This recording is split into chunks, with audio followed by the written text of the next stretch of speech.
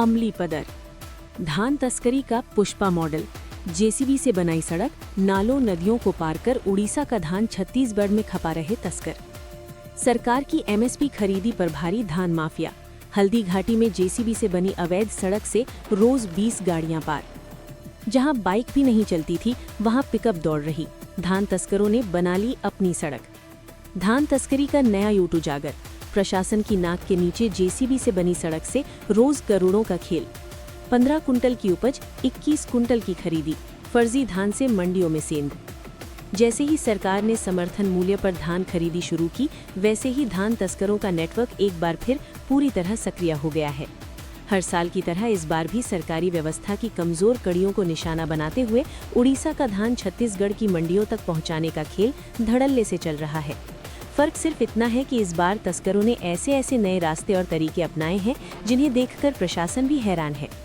गरियाबंद जिला वैसे तो धान उत्पादन के लिए जाना जाता है, लेकिन जमीनी हकीकत यह है कि देवभोग और अमलीपदर क्षेत्र में प्रति एकड़ औसतन उत्पादन करीब 15 कुंटल के आसपास ही रहता है, जबकि सरकार 21 कुंटल प्रति एकड़ तक धान खरीद रही है। इसी अंतर ने तस्करी के लिए सबसे बड़ा दरवाजा खोल दिया है। कई किसान अपनी वास्तविक उपज बेचने के बाद शेष बची मात्रा को पूरा करने के लिए उड़ीसा से धान मंगाकर अपने ही खाते में मंडी में खपा रहे हैं।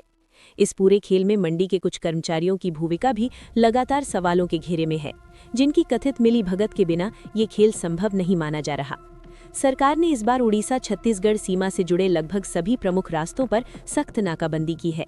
जगह जगह चेक पोस्ट बनाए गए हैं, कर्मचारी तैनात हैं और वाहनों की जांच की जा रही है। बावजूद इसके तस्करों ने ऐसे वैकल्पिक रास्ते खोज निकाले हैं जिनकी जानकारी ना तो प्रशासन को थी और न ही अब तक किसी एजेंसी ने वहां निगरानी की थी। सबसे चौंकाने वाला मामला हल्दी घाटी क्षेत्र से सामने आया है। यहाँ एक ऐसा रास्ता जो कभी इतना जर्जर था कि उस पर पैदल चलना भी मुश्किल था, आज 4 पहिया वाहनों के लिए पूरी तरह तैयार कर दिया गया है। हैरानी की बात यह है कि ये सड़क किसी सरकारी योजना से नहीं, बल्कि खुद धान तस्करों ने जेसीबी मशीन लगाकर तैयार की है। महज 5 से 7 दिनों में तस्करों ने जंगल, पहाड़ी और नालों के बीच से ऐसी सड़क बना दी जिस पर अब पिकअप, ट्रैक्टर और अन्य 4 पहिया वाहन आराम से निकल रहे हैं।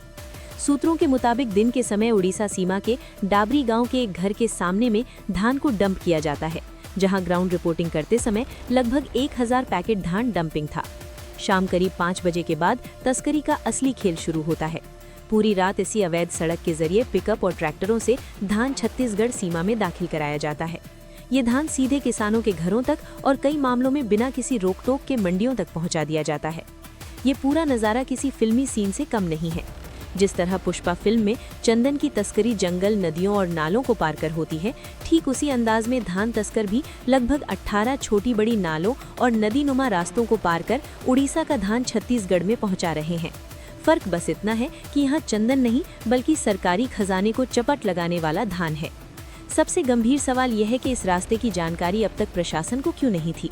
जिस सड़क पर रोजाना 15 से 20 वाहन छत्तीसगढ़ सीमा में प्रवेश कर रहे हैं, वहां ना तो कोई नाका है और ना ही किसी तरह की निगरानी। ये रास्ता तस्करों के लिए मानो किस्मत का गलियारा बन गया है।